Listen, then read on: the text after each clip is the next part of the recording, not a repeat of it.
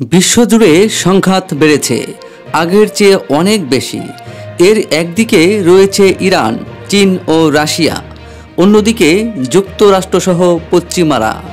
এ অবস্থায় রাইসি প্রশাসন যেভাবে নিজেদের সামরিক ক্ষমতা বাড়াচ্ছে, তাতে তৃতীয় বিশ্বযুদ্ধের দ্বার প্রান্তে বিশ্ব, এমনটাই আশঙ্কা বিশ্লেষকদের। তবে ইরান এবং যুক্তরাষ্ট্রের ছায়াযুদ্ধের মধ্যে কার সামরিক ভান্ডার কত শক্তিশালী তা নিয়েও চলছে তুমুল আলোচনা। রাশিয়া ইউক্রেন যুদ্ধ থামার যেমন লক্ষণ নেই, তেমনি গাজায় কমছে না ইসরায়েলি আগ্রাসন। তবে এত কিছুর মধ্যে পশ্চিমাদের মাথা ব্যথার বড় কারণ হয়ে দাঁড়িয়েছে ইরান।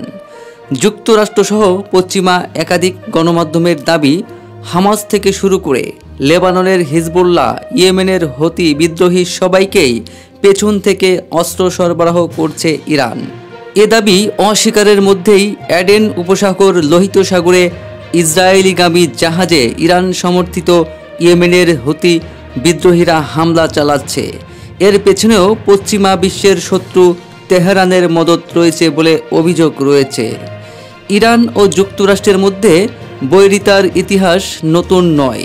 1950 এর পর থেকেই দেশ দুটির সম্পর্ক জটিল থেকে জটিলতর হচ্ছে। পশ্চিমাদের সঙ্গে তিক্ততার মধ্যেই নিজেদের অস্ত্র ভাণ্ডার সমৃদ্ধ করছে রাইসি প্রশাসন। গ্লোবাল ফায়ার পাওয়ারের 2024 সালের সর্বশেষ হিসাব অনুযায়ী সামরিক শক্তির দিক থেকে বিশ্বের 145টি দেশের মধ্যে ইরানের অবস্থান 14তম, আর প্রথম স্থানে রয়েছে যুক্তরাষ্ট্র। ইরানের বর্তমানে 5,23,000 সক্রিয় সেনা সদস্য রয়েছে, সংরক্ষিত সদস্য রয়েছে 3,50,000। এছাড়াও অন্তত 1.5 lakh Islamic Revolutionary Guard Corps বা IRGC সেনা আছে তেহরানের। দেশটির সেনাবাহিনীতে ট্যাঙ্ক সংখ্যা 1,634টি, সাজোয়া যানের সংখ্যা 2,345টি।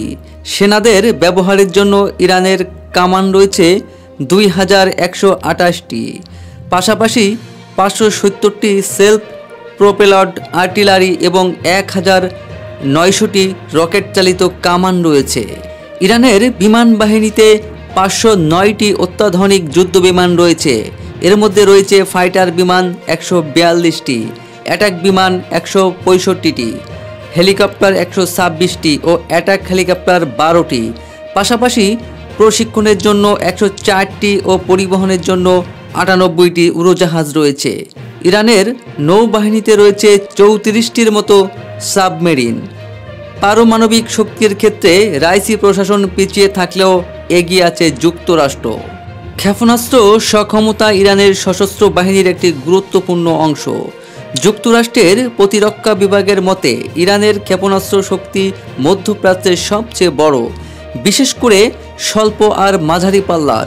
এসব ক্ষেপণাস্ত্র অনেক ক্ষেত্রেই সৌদি আরব ও উপসাগরীয় এলাকার অনেক ইসরায়েলি লক্ষ্যবস্তুতে আঘাত হানতে সক্ষম।